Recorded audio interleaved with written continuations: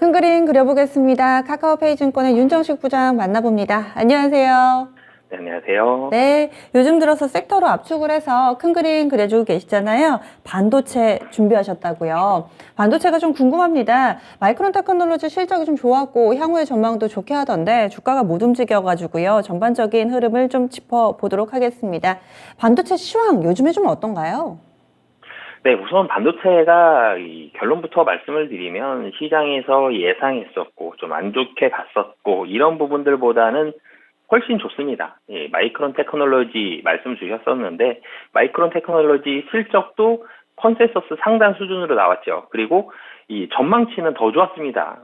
그럼에도 불구하고 국내 주식시장에서 사실은 주식시장 자체가 미국도 그렇고 국내도 그렇고 주식시장이 좀 갇혀있고 미국도 그렇고 국내도 그렇고 또 이 반도체 관련 종목들이 시총이 굉장히 최상단에 위치하고 있죠. 특히 국내 같은 경우는 코스피 시총 1위와 3위가 반도체입니다.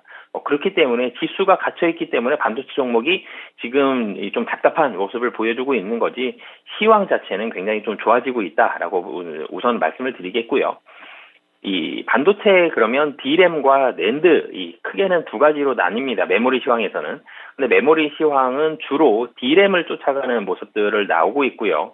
D램과 낸드 시장 규모는 어느 정도 비슷한 수준까지 도달하기는 했지만 여전히 D램이 메모리 시황에 주도권을 주고 있습니다. D램이 상승 사이클을 타야지만 낸드도 같이 좀 상승 사이클을 타는 그런 모습들이 여전히 나타나고 있고요. D램이 다운 사이클을 겪고 있는데 낸드만 상승 사이클을 겪었다. 이런 적은 사실 없다라고 보셔도 될 정도로 여전히 낸드가 많이 성장하긴 했지만 시황을 놓고 본다라면 D램을 보고 판단하시는 게 좋을 것 같고요. 현재만 놓고 보면은 D램은 다운 사이클을 겪고 있는 중이긴 합니다. 이유는 여러 가지가 있겠지만 가장 크게는 최근 2년 동안, 그러니까 코로나19 사태가 2020년도부터 시작됐다라고 치면 20년도와 21년도까지 2년 동안 수요가 매우 좋았기 때문인데요. 코로나19 시대로 인해서 이 비대면이 활성화가 됐죠. 그러면서 IT 수요가 좋아지면서 비크로스 매출 모두 다 좋아지는 모습이 있었고 매출 규모는 역대 최고치였던 2018년도 정도 수준까지 올라가는 모습을 보여줬습니다. 하지만 지난 10년 정도 돌아보면 모든 산업이 마찬가지죠. 계속 좋았던 산업은 없습니다. 이 D램 시장도 3년 연속 성장한 적은 한 번도 없었기 때문에 지금 한 2년 정도 좋았다고 말씀을 드렸죠. 그런데 그럼 이번에는 사실은 다운 사이클 가능성이 좀 높은 상황이다라고 보시면 되겠고요. 이 전체적으로 투자 금액을 보더라도 전 세계 투자 관련된 부분들이 코로나19 반도체 좋았다고 말씀드렸지만 이 투자와 관련된 지출이 모두 코로나19로 인해서 좀 감소하는 모습들이 있었습니다. 인플레이션과 금리 인상 그리고 우크라이나 사태 아직까지 세 개가 다 해결이 되진 못했습니다. 시장에 내성은 생겼지만 이런 부분들이 설비 투자를 결정함에 있어서 시장에 굉장히 혼란을 많이 줬고요. 이런 부분들로 인해서 소비자들이 사실 영향을 더 많이 받죠. 이 소비가 잘 돼야지 투자가 올라가는데 소비에 대해서 물음표가 있기 때문에 투자가 제대로 좀 이루어지지 못하고 결정에 상당히 혼란을 많이 겪고 있는 이런 부분이고요. 그렇기 때문에 이 반도체에 대한 투자가 하반기로 이연될 가능성이 조금씩은 좀 높아지고 있다라고 보시면 되겠고요. 2022년 반도체 장비 업체만 사실 좀 놓고 본다라면 그동안은 장비 업체들 최근 2년간은 상고하저의 모습을 보여줬습니다. 하지만 2022년에는 장비 업체들은 상저하고의 모습이 나올 가능성이 좀 더 높아 보이고요. 좀 전에도 말씀드렸지만 하반기는 대외 여건이 많이 해소가 될 것으로 보여집니다. 금리 인상 상반기에 좀 집중적으로 이루어지죠. 러시아 우크라이나 사태 상반기에 해결될 가능성이 훨씬 높죠. 이런 부분들 봤을 때는 상반기는 불확실성을 좀 해소하고 하반기에 장비 업체들의 투자가 좀 더 이루어질 가능성이 높다라고 말씀드리겠습니다. 네. 반도체 쪽은 아무래도 사이클 산업이기도 하고 좀 전에 D램은 누가 뭐래도 일단은 현재까지는 다운 사이클을 기록하고 있다 얘기를 해주셨는데 이 사이클이 좀 바뀌어야지 주가도 바닥을 다지고 올라갈 텐데요. 변곡점은 언제쯤 올지 변곡점이 기대될 만한 그런 이벤트들 그런 게 포인트가 있다면 알려주세요.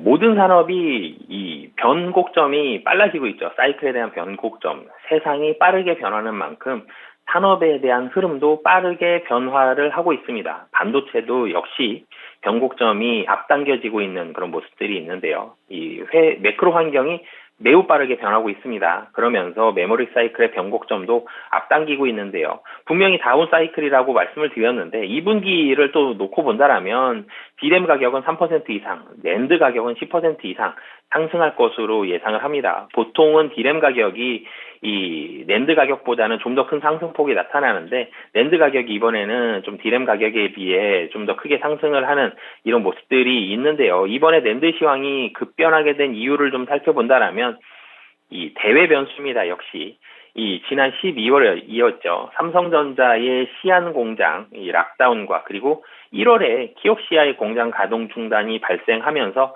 낸드가 공급 부족이 됐습니다. 공급이 부족하기 때문에 어쩔 수 없이 가격이 좀 더 크게 상승하는 이런 모습들이 있는데요. 이런 대외 변수들로 인해서 이 낸드 가격이 그러니까 한마디로 생산이 줄었기 때문에 좀 폭등을 하는 이런 모습들이 있고요. 과거 좀 살펴본다면 SK 하이닉스가 우시 공장 화재가 났을 때 이 화재 당시 D램 가격이 19일 만에 25%가 급등한 적이 있습니다. 이 화재의 특성상 복구하는데 최소 1년 이상 걸린다 이러면서 이 D램 가격이 폭등을 했는데 D램 공급업체는 세 곳밖에 없습니다. 그렇기 때문에 좀 더 크게 폭등한 부분이 있고요.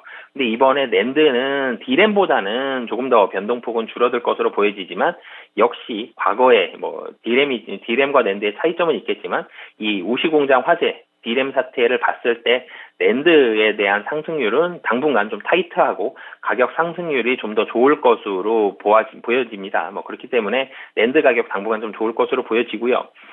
그리고 이렇게 반도체 수급이 좀 타이트한 상황이면 평소 같으면 100만큼 필요하다. 그랬을 때 딱 100개를 주문하는 경우들이 좀 많습니다. 아니면 100개보다 조금 더 많겠. 근데 이제는 이 수급이 타이트하죠. 그렇게 되면 좀 더 많이 주문을 하게 됩니다. 오버부킹이라 그러죠. 100개가 필요하면 110개, 120개, 150개까지도 주문을 하는 이런 모습들이 발생을 하는데요.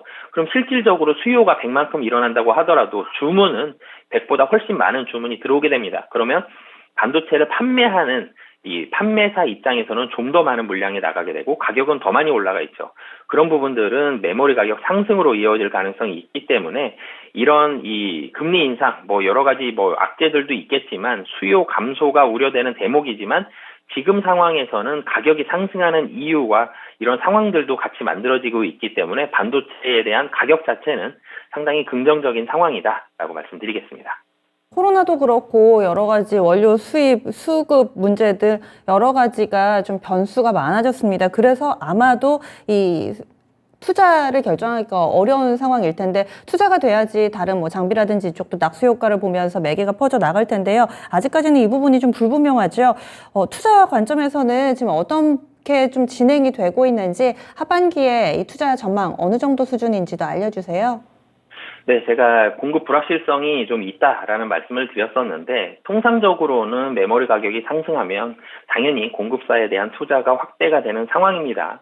지금 메모리 가격이 상승하고 있죠. 근데 공급사의 투자 확대가 원활히 되고 있지는 못합니다. 좀 전에도 그 악재에 대한 부분들을 말씀을 드렸는데 금리가 인상이 빠른 속도로 되고 있고 5월 달에도 또 될 것으로 보여집니다. 그럼 금리가 인상이 된다 그러면 금리가 올라갔기 때문에 가처분 소득은 줄어들고 소비자에 대한 수요가 줄어들게 됩니다. 그리고 인플레이션도 본다라면 인플레이션이 일어났죠. 그럼 원자재 가격 올라가고 판가는 또 인상이 됩니다.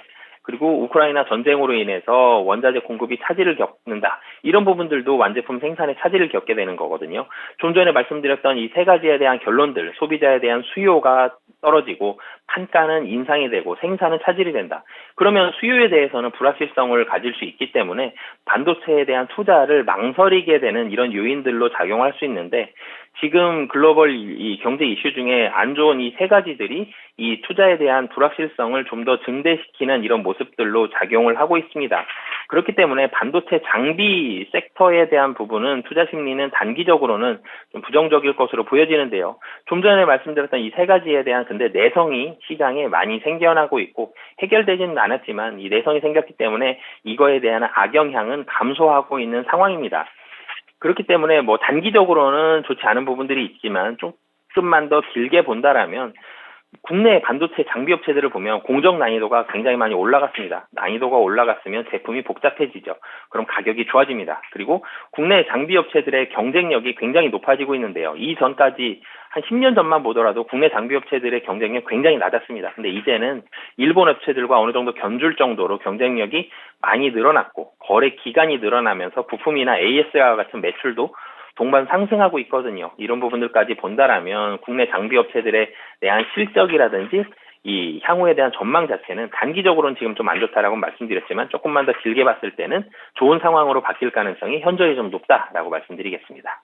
네, 간략하게 하나만 더 질문 드릴게요. 지금 SK 하이닉스 ARM 인수 가능성을 회사 측 관계자가 이야기를 했었죠. 조회 공시 요구 들어가 있어서 오늘 6시까지 내야 되는데 아무래도 공식적인 자리에서 나왔던 발언이니만큼 어느 정도 기정사실화되고 있는 상황입니다. SK 하이닉스가 ARM 인수를 한다면 이것은 반도체 업계에 어떤 영향을 미치게 될까요?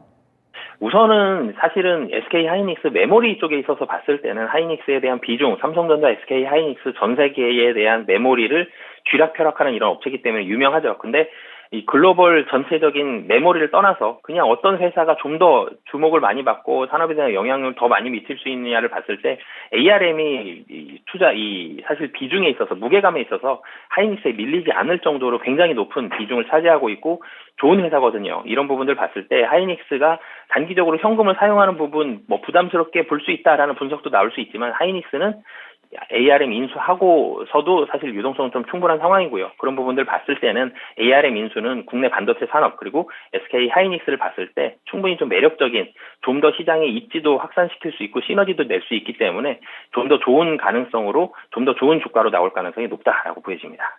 네, 그러면 반도체 쪽에 투자 전략 어떻게 세울까요? 네, 우선은 이 반도체 본다라면 반도체에 대한 부족 현상이 계속 나오고 있습니다. 그렇기 때문에 투자 매력도는 높은 상황이고요. 이 테크 섹터 중에서 사실 지금 산업 현상만 놓고 본다라면 반도체가 사실은 투자 매력도는 가장 이 높은 상황이고요. 실적 가시성이라든지 향후에 대한 이런 성장성 이런 부분들에 봤을 때는 굉장히 매력적입니다. 밸류에이션도 사실 그렇게 높진 않거든요. 국내 주요 섹터의 2022년 영업이익 성장률을 비교한다면 반도체는 최상위에 있는 섹터 중에 하나거든요. 그런 부분들 봤을 때 반도체 상당히 좀 매력적인 부분이다라고 말씀을 드리겠는데요. 하지만 우선은 장비 업체들은 제가 하반기를 말씀을 드렸는데 소자 업체 가장 대표적으로 좀 전에 말씀드렸던 SK 하이닉스인데 우선은 소자 업체가 가장 1번으로 좋습니다. 소자 업체가 가장 좋은 이런 모습을 나타낼 가능성이 있고요. 그리고 장비 소재 업체는 하반기를 말씀드렸는데 하반기에 장비 소재 업체로 간다라면 그 중간에는 이 반도체 기판이라든지 후공정, 뭐 테스트 소켓이라든지 이런 부분들 매출 성장이 계속적으로 일어나고 있거든요. 그러니까 앞단에는 소자 업체 그리고 하반기에는 장비 소재 업체 그 안에는 반도체 기판이라든지 후공정 업체들 실적이 좋아지는 이런 업체들 관심 있게 보시면 좋을 것 같습니다. 네, 그러면 오늘 장 큰 그림 그려주시죠. 네, 반도체 사실 시장에서 주식이 심심합니다. 그렇기 때문에 개인 투자자분들 좀 관심을 좀 덜 가지실 수 있는데요. 하지만 예상보다 훨씬 좋습니다. 그렇기 때문에 포트에 일정 부분 담고 가시면 수익률도 기여를 할 수 있고요. 산업에 대한 안정성도 있기 때문에 포트의 안정성도 충분히 기대해 볼 만하다라고 말씀드리겠습니다. 네, 알겠습니다. 말씀 고맙습니다. 네, 감사합니다. 지금은 다소